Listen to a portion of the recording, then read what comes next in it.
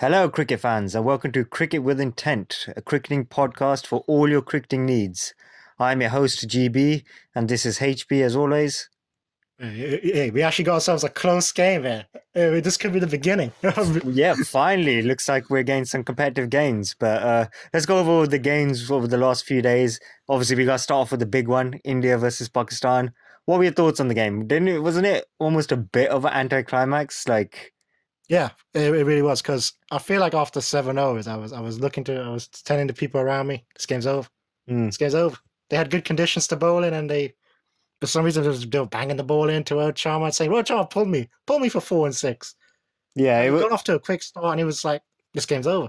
Yeah, India are very dangerous. Once they get off to a solid start with no wickets, they're able to bat so well through the middle overs and obviously propel the score pretty well down the order as well.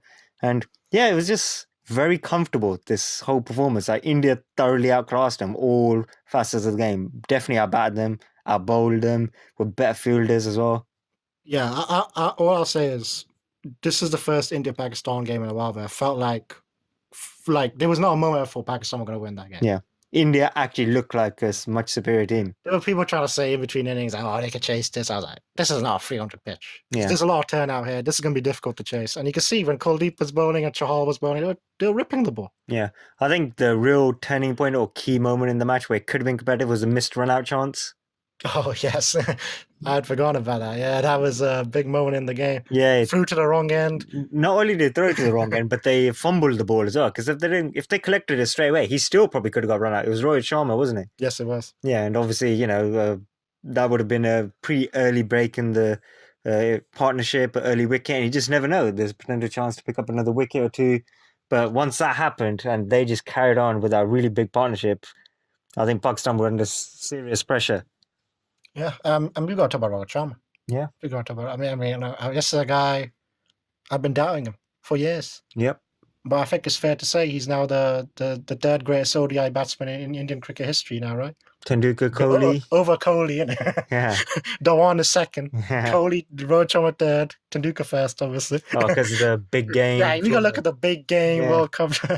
Obviously, this is a joke, guys. Yeah. Kohli fans, calm Yeah. down. Yeah.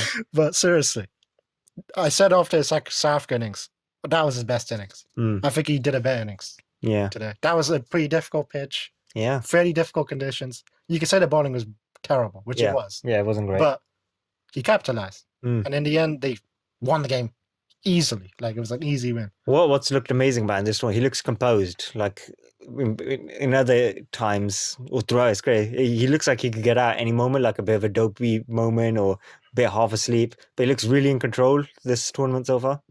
Yeah, I'd say the South African innings felt more like the Rohit Sharma we remember, when he got a lot of luck and it was like that. And then against Australia, he had a pretty calm 57 of 70, I think it was. Yeah.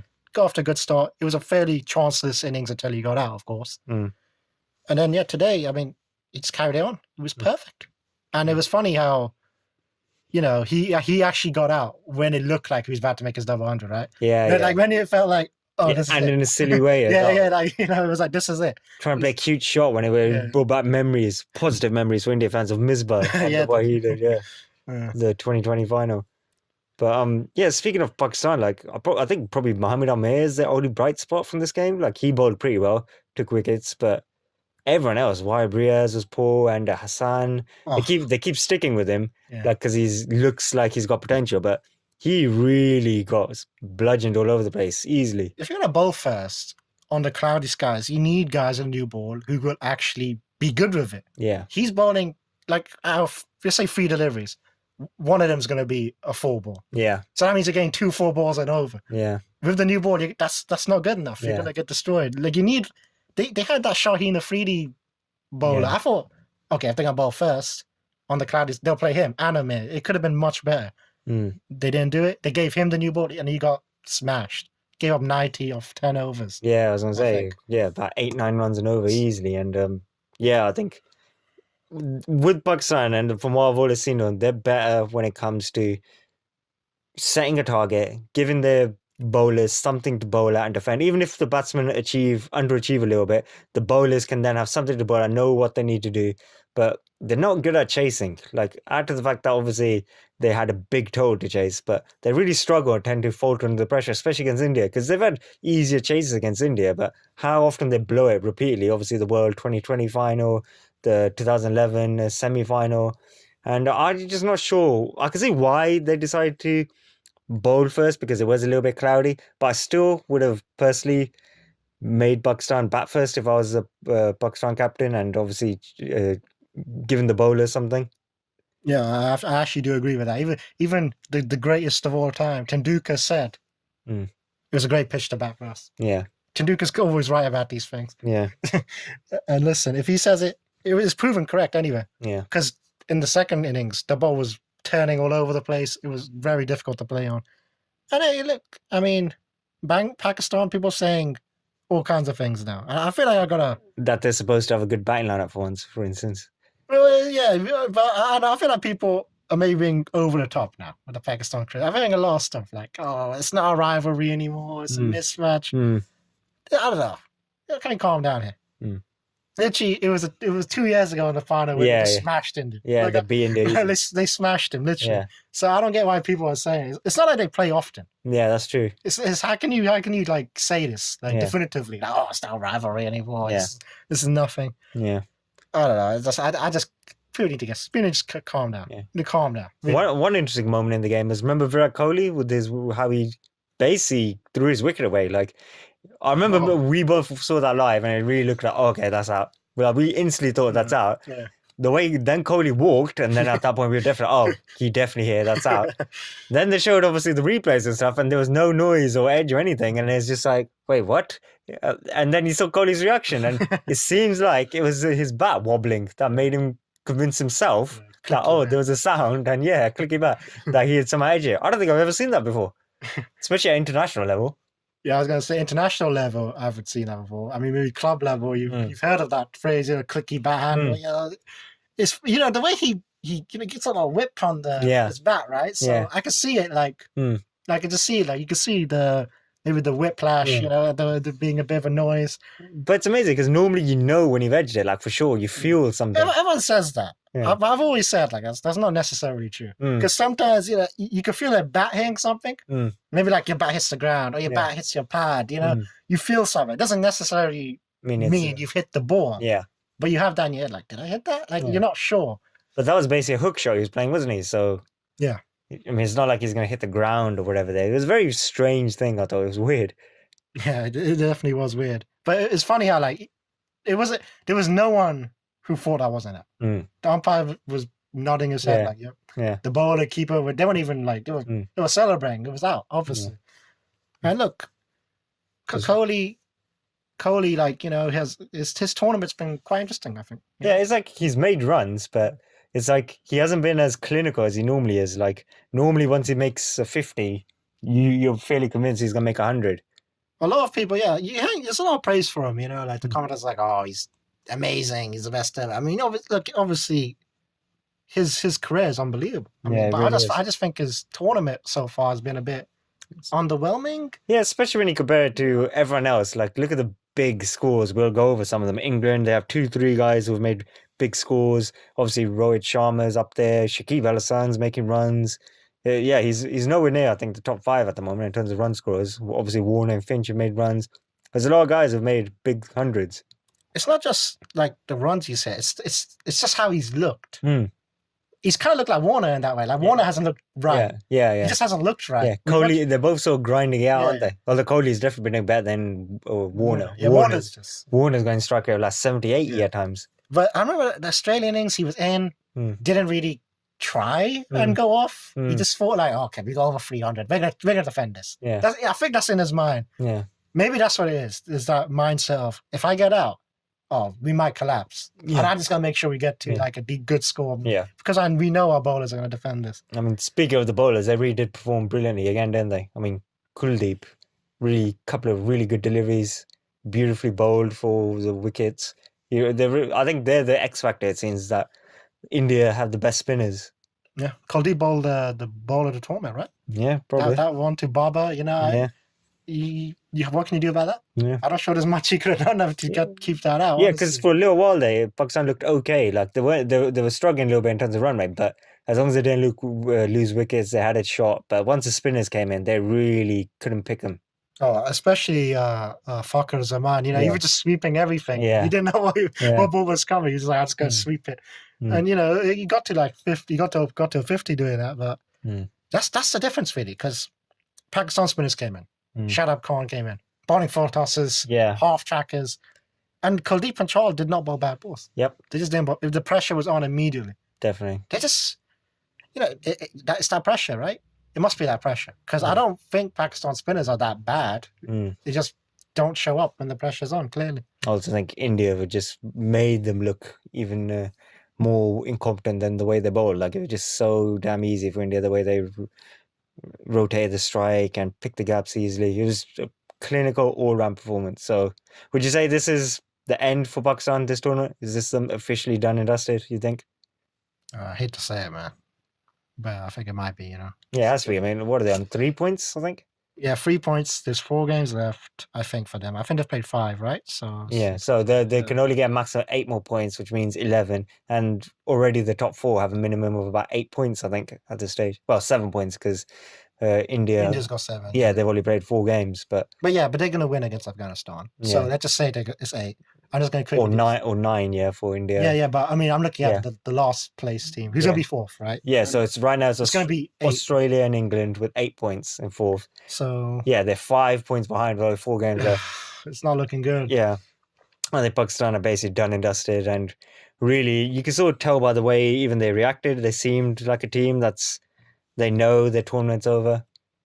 Whereas obviously with India, they're really looking primed to make the top 4, and they actually look, I think, the best team in the tournament. India, yeah, I think you're right. Yeah, I actually think you're right. I remember thinking before the tournament that India would struggle, because I didn't think the pitches would be like this. But with the pitches like this, with a fair contest between ball and bat, I think India are proving to be the best team. Yeah, because when you look at it, they've got really good fielders now. They're one of the better fielding teams in the world. You never thought you'd say that 15 years ago. Especially with Jadeja always coming in for 50. Yeah. Because Dhawan getting injured, and then who got injured today? Was it which one got injured today? I can't remember. Somebody got injured. Yeah. And Jadeja ended up bowling. And it was Kumar. That's it. That was a big thing. Bhuvi got injured. And Jadeja came in. So excellent fielders, excellent bowlers, not just seam, bowls of spin, and excellent batsmen. Saying that, Dhawan is out for the tournament, but then Rahul came in and looked solid enough.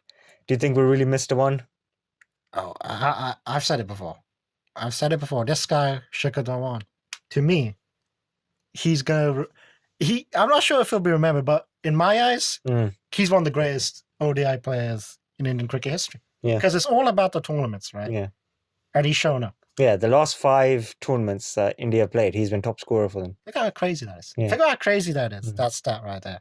How come everyone talks about Rohit Sharma and Kohli as if they're like levels above, when this guy has shown up every year? 2015 World Cup, Indian batting order was not playing well. Yeah.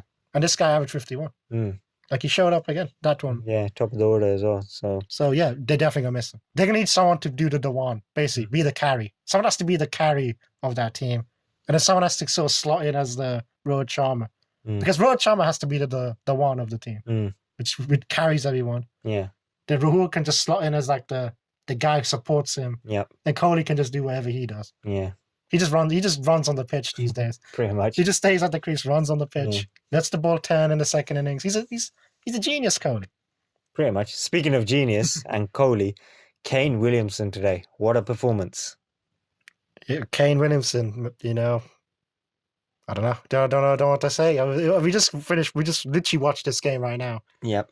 And I'm a loss for words. That was easily the best game of the tournament so far. I mean, this tournament's actually been quite underwhelming, where a lot of the games have been foregone conclusions. India-Pakistan, obvious example. I mean, for God's sake, they even came out, 130 from 30 balls there. That was just ridiculous. This one right down to the wire. And yeah, Kane Williamson, one of the so-called big 4, really stepped up today. Rode his luck, but it was a great performance by him. You have to give him credit, because I was starting to doubt him towards the end. I was like, well, I don't know if he'll come through. And, you know, the guide down to to third man, pass short third man for a 4, made it 8 off the last over. Yeah. Even then you're like, oh, you never know, it could go to the last over. And he just smashes a 6. No, and then you're like, that's it, Kane Williamson, that's it. That's the man. But he definitely rode his, like, I mean, I hate to go the whole South Africa chokers tag thing, but my word, how many chances? David Miller alone, what was it? He had 2 basic drop catches, tough chances. One was just short. The other one, he was diving and it hit his hand, but he didn't quite stick. I don't know if you could really criticize him for either of those, but... You can criticize him for not gathering the ball, though. Oh, for the run-out, yeah. run-out, which was the... That's what I really want to talk about. I'm sorry, New Zealand fans. We'll give you your praise in a second. But how did South Africa let this happen? They let Rohit Sharma off the hook when he made his 100. Okay, you're like, okay, one bad day. You gave a guy a chance, okay. This is Kane Williamson. Get him out. He nicks the ball off Imran Tahir. Yeah. They don't review it. Yep. Tahir was asking for the review. Yeah. De Kock has been nothing short of awful. He's been really poor with the bat. I mean, really struggling. Again, he was out cheaply today. And he somehow didn't hear the nick. Like, Tahir was absolutely convinced. He even looked at him twice. And I think even if De Kock had sort of half-heartedly appealed, then they probably still would have reviewed it because they had to reviewed it. Because they had a review. Yeah. But it's just about that De Kock immediately was like, oh, it just missed. And that's all convinced Tahir. He seemed confused. Like, what? He looked at him a couple of times like, that was out, wasn't it? It was Kane too. They were going to review it. Like, if there was like any chance, in like du Plessis would have reviewed that. And it wasn't just that. There was the run out like after that where like I think it was Rabada. He had 3 stumps to aim at, and then he ends up throwing it on the bounce. Miller could have gathered it. It goes through his hands.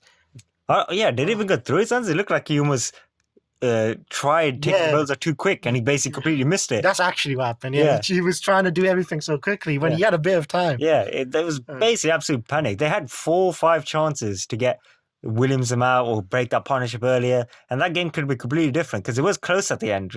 Basically ended up winning with just 3 balls to spare or something, and they really kicked themselves. Like, South Africa, if they win this, they would have still been in with the shot, but now that they've lost, they are basically similar to Pakistan. It's over, done and dusted. It's over. And towards the end, I remember it was 12-7. I was thinking to myself, it was just during that penultimate over in general, I was like, why do they keep having a short third man to Williamson? His favourite shot is the guy to third man. Why are you giving him an easy boundary? He got away with it initially. You know, he got away with it because Williamson didn't play the shot. He kept going like that. I was thinking to myself, if you're going with this field with 3 people on the leg side, bowl it short and straight. Yeah. Force him to go over the long boundary. Force him. Yeah. He kept bowling that outside off sub test match line. And I'm just like, he's going to guide it before. And then he did it. He did it. And I was like, what are you That was what really cost him the game. Because even if they just got a couple of runs off of a 10 of 6, it's just mentally a lot tougher than 8 of 6. And if that had been a dot ball, 12 of 6, suddenly they'd be really feeling the pressure. But it was disappointing. I mean, especially considering that South Africa had won relatively easily, as you expect, against Afghanistan. They would actually, with a little bit of confidence going into the game. But the story has been the same all tournament, where whenever the sort of pressure moments, close games, they just seem to falter. They don't seem to have that performer who's able to take the game for them and by the scruff of the neck. And I'm not going to, bring this all about, AB de Villiers, whatever. Who knows how much difference he would have made in this. But yeah, they just lacked some of the star players. Just someone who could really win the game for them with that X factor, like Williamson for New Zealand. Yeah, not just that though, but I think Faf's captaincy, Faf du Plessis, I don't know what he's doing. Don't know what he's doing. I mean, I don't, like the India game, he picks the wrong team, doesn't pick the receiver. I believe he batted first. He put himself in. Yeah, they batted first on a pitch with cloudy skies against India. They get skilled out. And then he drops to Rohit Sharma. He just had a terrible tournament, du Plessis. Yeah. And I think him and De Kock, I know Amla is going to be talked about as well, because let's face it, he's not the same player. Yeah. But I feel like those two in particular, De Kock and du Plessis, just have not performed Because they came into the tournament with the most expectations. Yeah, they're meant to be the best players. Yeah, Tendulkar has been terrible. They haven't shown up. Yeah, they haven't shown up. Tendulkar has even made a 50. Like, I don't even know how much. I know he might have made a 50. No, the first game against England, I think he made a 50. 63 off 70, I think. Yeah, that's right. Yeah, he did have a good score at the beginning, the first game, and then he's had a few cheap scores now, really poor. And he might have made some runs in that short chase against Afghanistan. So that's pretty much it for the cock. He hasn't really done anything of substance this whole tournament, really. Only the most memorable moment of his tournament is not reviewing that ball. Yeah. That's why I look at. Yeah. That was Kane Williamson. He nicks the ball. Yeah. That would have won you the game. It would have won you the game. Yeah, probably. Oh, it's incredible. And look, New Zealand, Australia, they keep winning these close games. Yep. And that's how you get through, right? You got to win these close games. I mean, against Bangladesh, they rode their luck and they won. And today, the same thing. What are your thoughts on New Zealand overall then? Have you been impressed by them? They're obviously basically top of the table right now. For 9 points after 5 games, 4 wins and the tie. No contest. Yeah, I've not been very impressed, to be honest. So I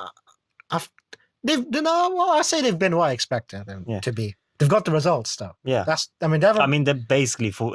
They're through. Yeah, basically right. They're basically through. Yeah. I mean, they have our fixtures though. The last 4 games are like the hardest ones. I think it's West Indies, England, Australia, Pakistan. Yeah, that's 4 pretty difficult games that you can see them losing those games. It's a weird one because England, Australia will be tough for sure because obviously they're fellow top 4 contenders. But West Indies and especially Pakistan, you just never know because if they got absolutely nothing to play for, Pakistan might not even bother showing up. But then again, Pakistan might finally have no pressure at all, and plus they have a good record against New Zealand. They might suddenly just play for the fun of it and actually do better. But I still do think with 9 points, they only really need to win one of the remaining 4 games. 11 points, that should be more than enough. Even a no contest somewhere with the way the weather's been. I gotta say, I think the rain has messed things up too because. You look at the games that have rained out. They're those top. Basically, it was India, New Zealand, right? Yeah, that messes things up. Yeah. The balance of things. Yeah, because you need one of those 2 teams to lose. Yeah, both those teams drawing is like it's a point game. Yeah, it's not a point lost. Yeah, I remember when we talked about it, we looked at it as sort of like I don't think either team would be unhappy about that. They both maintain their undefeated record, so psychologically that's good, and plus obviously both pick up the point. And I think the bottom half teams, they played each other and those games rained out. So that's kind of a point lost, if that makes sense. Yeah. So it just ruins things. Yeah. In reality, it should probably be like New Zealand have one of the teams, India, New Zealand, should be a point less. They should be closer to that bottom half. Yeah, especially because Sri Lanka had a couple of games that rained off, wasn't it? Like, I know Pakistan haven't ended up all that great, but they would feel, they've lost a point there. Yeah. I think Pakistan rained out against Sri Lanka, right? Yeah. So one of those teams is winning that game. That changes things. If you add the extra point, I feel like that changes things a little bit. Yeah, I mean, it's definitely been... I would still say overall it's been an underwhelming tournament so far, but it's finally picked up these last few days, didn't it? Yeah, I would say it's picked up in the sense that there's been some good moments, right? I mean, I think what's really helped is Bangladesh. They've been fantastic and a real surprise package. What do you think of their performance versus the West Indies? We got to talk about Shakib, right? We got to talk about Shakib right there. Yeah, Shakib Al-Hasan, I mean, I think he's probably undisputedly the player of the tournament so far. I mean, not only is he bowling well, but his batting is unbelievable. He's on. I can't believe it. I can't believe how well he's playing. They've been saying it for people have been saying for years, and I've been in this as well. You know, he's been the best all rounder, right? Yeah, especially limited overs cricket. But I never thought he had this in him, batting wise. Yeah, he's batting at number 3. Yeah, the best position where your best batsman in theory should be playing. And I feel like he's been batting at number 5 through his career or somewhere around there. And I'm just looking at this. I'm thinking, why hasn't he done this earlier? Because he's playing unbelievable. This is up there right now with Yuvraj and Lance Klusner, like an all-round sort of performances at World Cup. Yeah, and it's almost a shame that they may not qualify considering how well this guy is playing. I mean, that was unbelievable. Yeah, the thing is, he could still get player of the tournament because I think we've talked about it before. This tournament's been weird in that even the worst team will play 9 games in this tournament, not including obviously the rained off stuff, whereas the best team will play 11 games this tournament. So even if he only plays those 9 games and doesn't make it to the semi-final and final, unless obviously another top contender has a real spectacular semi-final final, he carries on like this, I still think he'll win the player of the tournament because that innings against West Indies was simply extraordinary. That was by far and away the most dominant run chase I've ever seen Bangladesh do. They made West Indies look so toothless in their bowling because they chased down 321 with over 8 overs to spare. I mean, that is crazy. They could have chased 400 the way they were going. It's almost reminiscent of the like old Sri Lanka teams when Jayasuriya would just like smash everyone and then just chase like a huge score with like 10 overs to spare.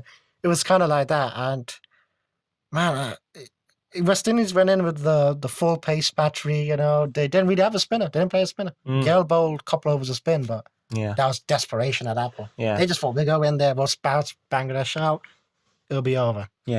And that did not happen. They just smashed them all over the place. I think Pakistan almost gave them like a false sense of security because remember, they skilled out Pakistan the exact same way. And then I think they just went in with that approach of, this will work fine for the tournament, this strategy, especially against Asian teams. And I think we now just know from what we've seen in the tournament, Pakistan are a poor team. Bangladesh are actually knocking on the door. And this is easily Bangladesh's best ever team. Yes, it has to be, right? Yeah. I did not give them much of a chance of making top 4 before this tournament. I really didn't think they would do it. Because it's a long tournament format, which basically favours the more established teams or, in theory, the better teams on paper. But Bangladesh are basically just showing that, hey, we are one of the better teams of the tournament. I didn't believe they could chase 300 plus scores. Yeah. And they proved me wrong. Because I remember joking around after the England game, like, typical Bang, they're going to make 280. Chasing 386 or whatever. And that's what they did for us, typical Bangladesh performance.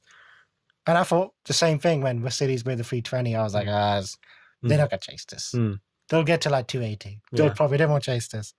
Even when they were going like through, I was like, someone's getting out. They're going to make this tough on themselves, right? At some point. So there's going to be a twist in this game. Yeah.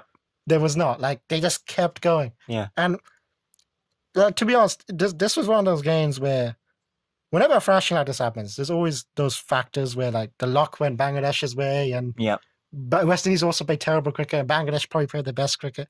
It was like all those things came into it. Because every time Shakib top edged the ball, it was going safe. Yeah. It was going like for 4 or 6, especially at that ground, Taunton, which is very small ground. Yeah. And in Bangladesh, in West Indies, they really, honestly, they bowled short like all the time. Yeah. It wasn't like, here and there. They literally were like, this is how we're getting you out. Yeah. This is the only thing we have. Yeah. This is the only thing we can do. It was really strange. They didn't at any point try and adapt or maybe think on their feet. Like, you can't just be a slave to the system almost where we got a plan A, that's it. Whereas that's exactly what they did in this game. Oh, it's not working. Oh, well, we got to stick to plan A. We got to keep doing it. I mean, do you think it was just bad captaincy or they just honestly thought, similar to a lot of people, that Bangladesh will eventually throw the wicket away or something and they'll get back into it? But it was really strange, I thought.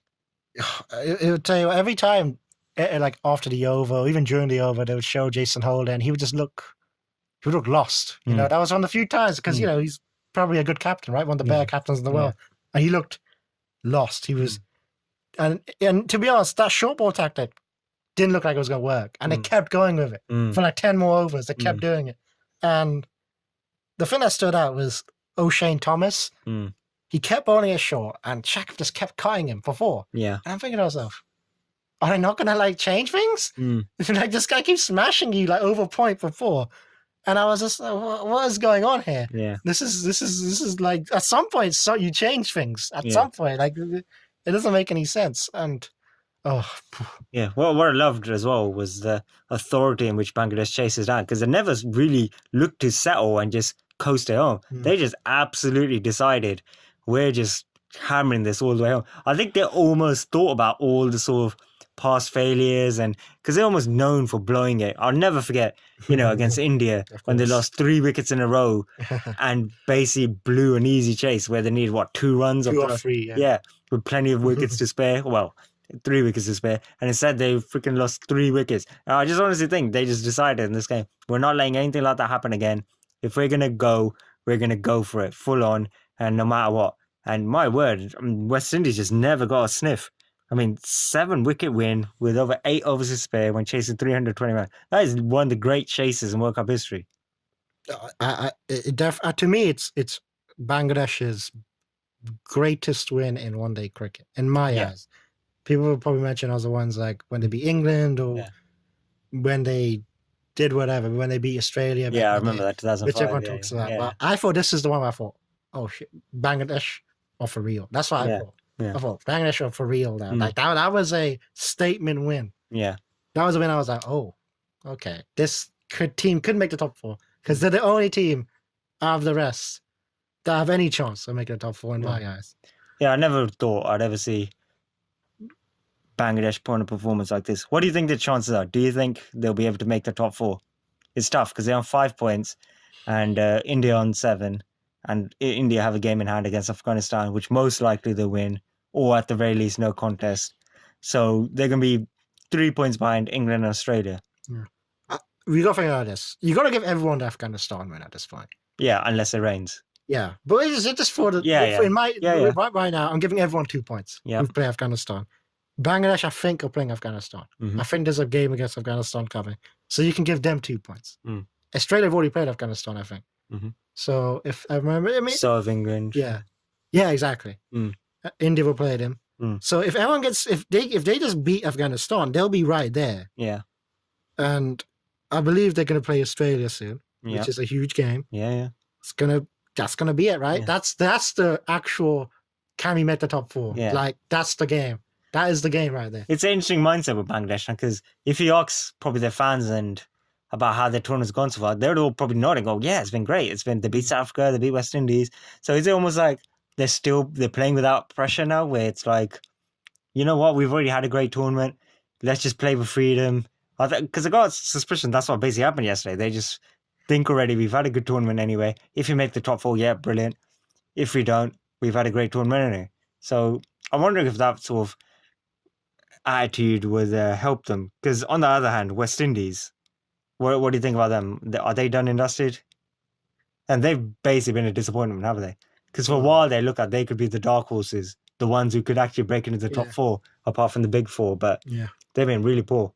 Oh, that was shocking, this game. Because I really thought they were going to win this game. I even during the game, I was like, they're going to probably win this at some point, right? And then it just didn't happen. And towards the end, they gave up too. Yeah. They quit. Yeah. I mean, that's really the main reason why it was so easy for Bangladesh too. They quit by the end of it. And I hate to say it because I really thought they would make the top 4. I really did.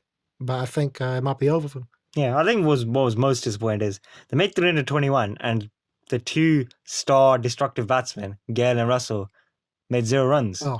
Gale made a 13-ball duck, which was, that's sometimes the problem with Gale, where he starts off very slowly, and if he doesn't go off, obviously that just ends up a big loss of balls and just a real hammer blow. And Russell, I mean, he came in with so much hype because of the IPL, where he was absolutely stunning and deservedly player of the tournament.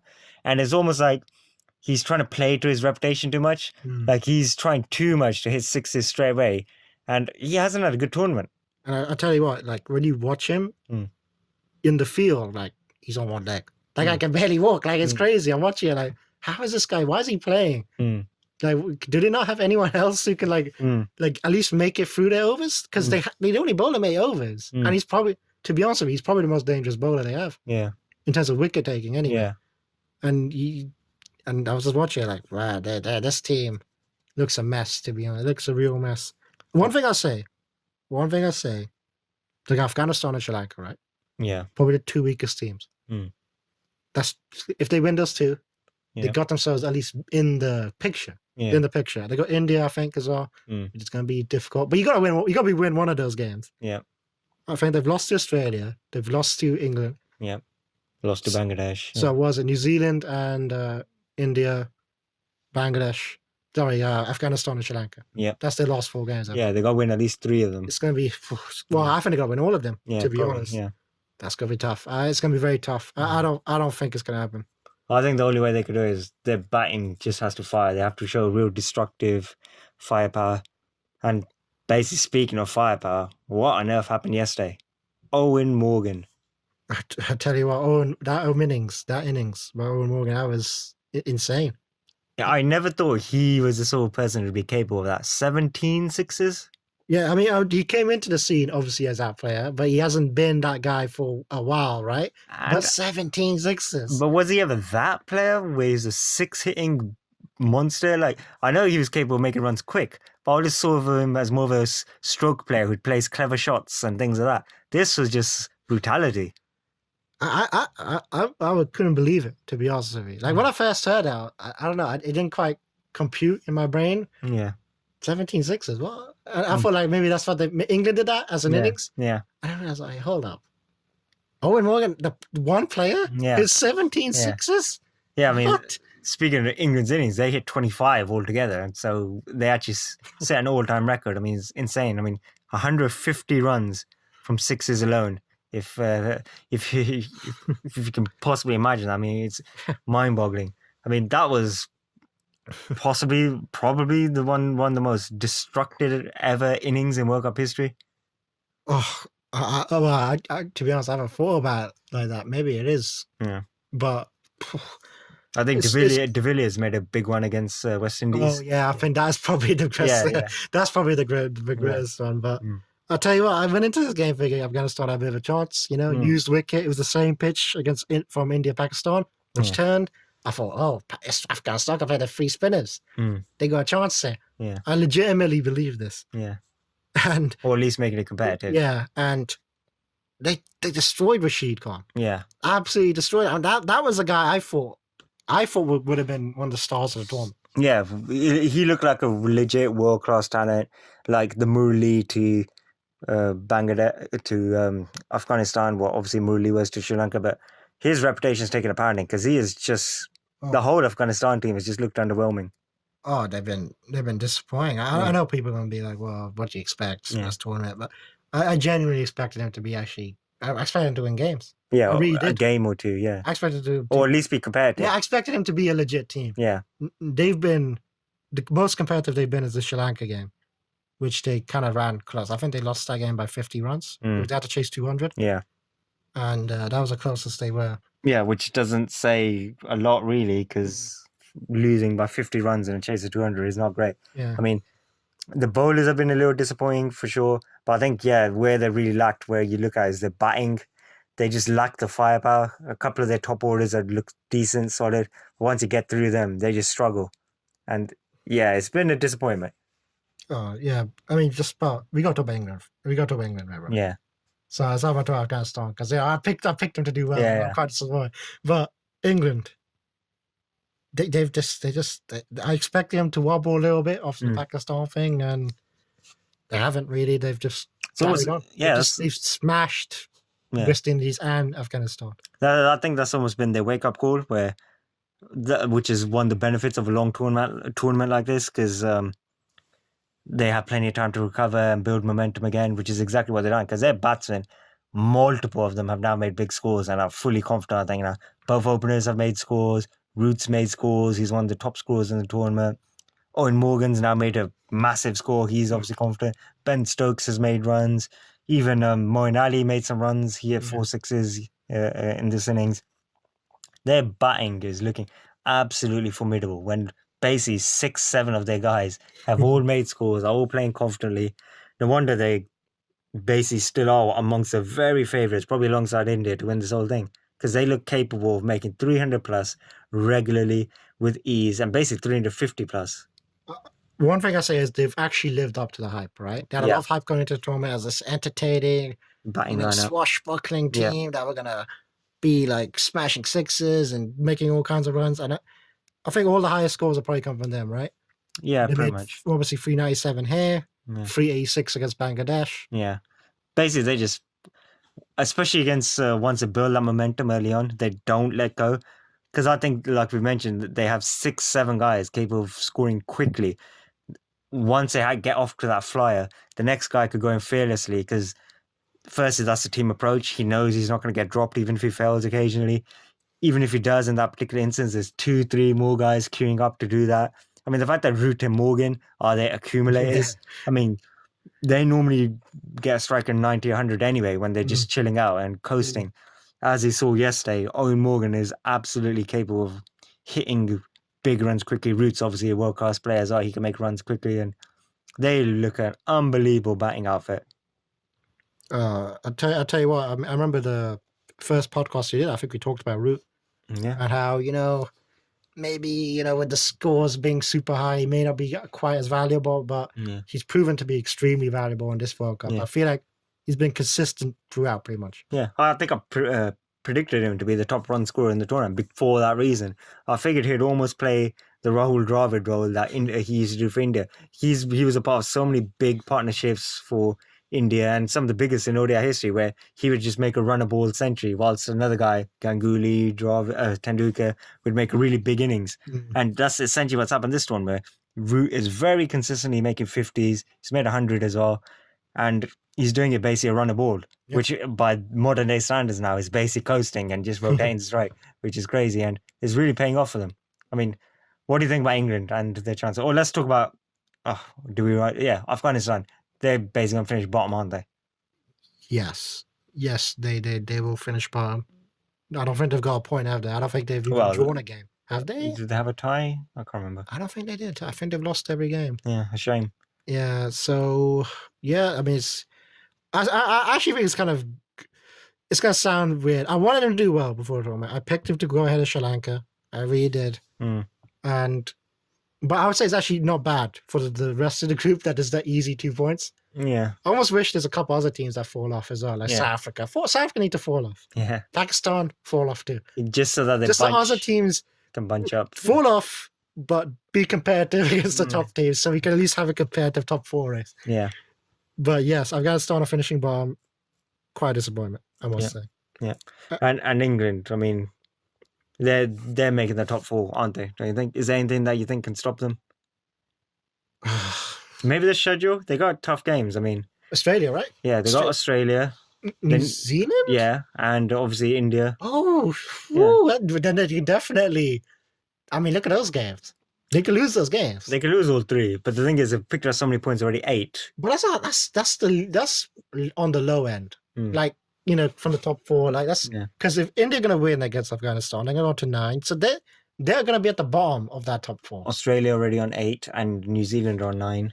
Yeah, so there's definitely a chance. They got the hardest schedule. They've got the least amount of points, joint with Australia. They can definitely. I'll say they're probably the most likely team to get overtaken by Bangladesh. It has to be, right? Interesting. It has to be. Just purely based on schedule. All you think with them, they're playing with such confidence. I mean, even when they beat West Indies, they skilled them out for 212, and rather than coasting, they chased it down with 17 overs to spare. And although Australia looked good, like when they beat Sri Lanka, they made over 300.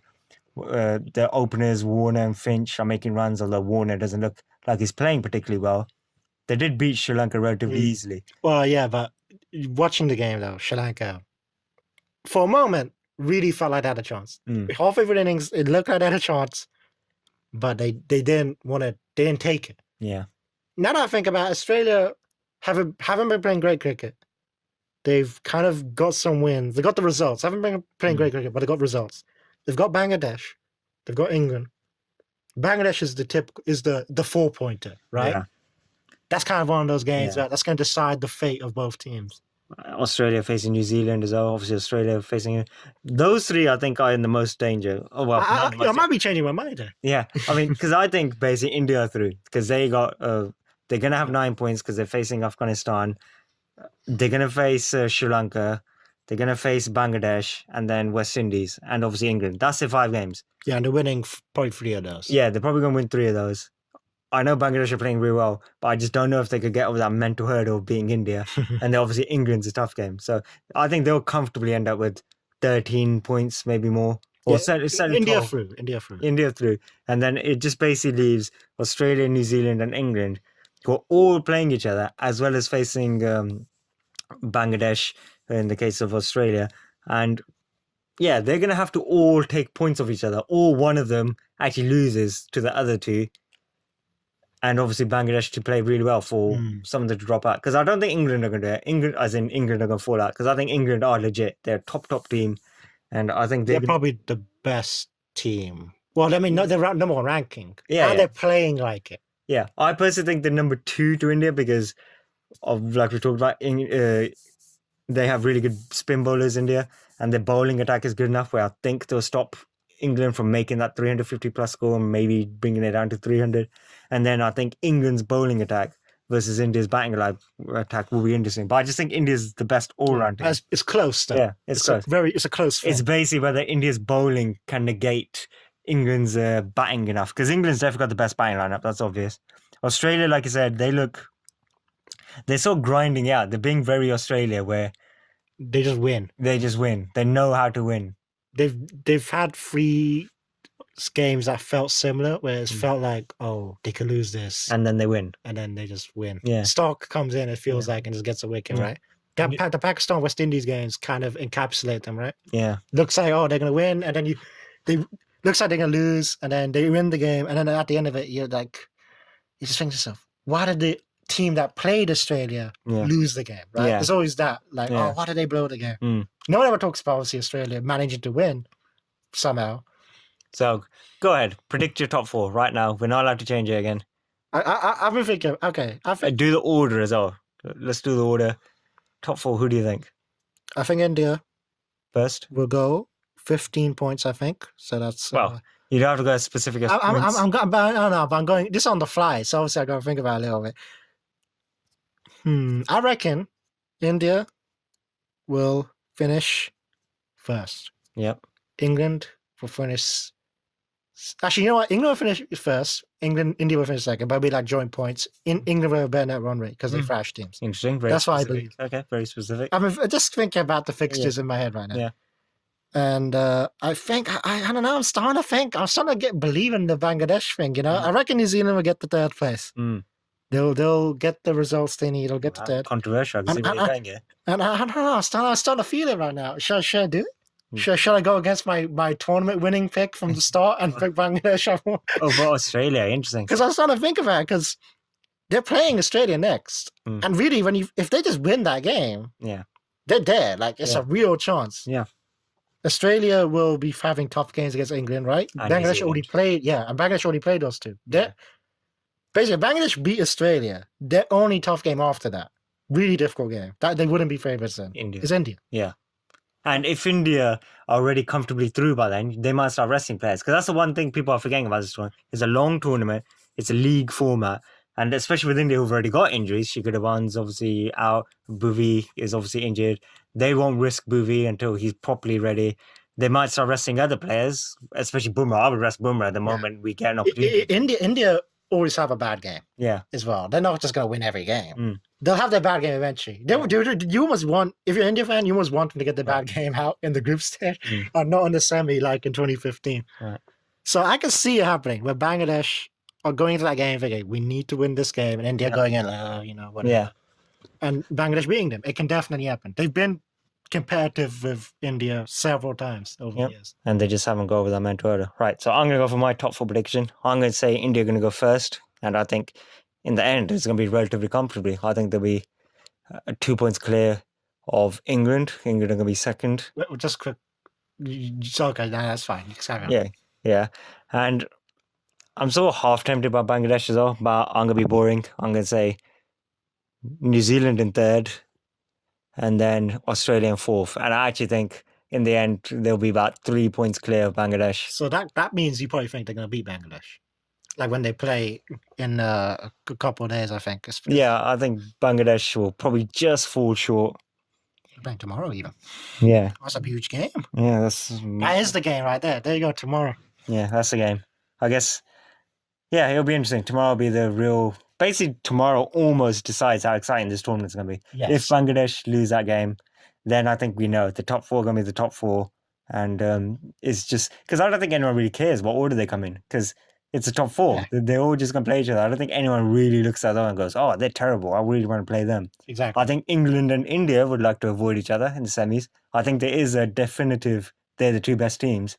New Zealand are not too far behind, but... And then Australia, probably the 4th out of those 4. But it's nothing like, oh, they're a walkover or anything. So it'll definitely be interesting. And hopefully, I think most people will be supporting Bangladesh tomorrow just to get the tournament exciting.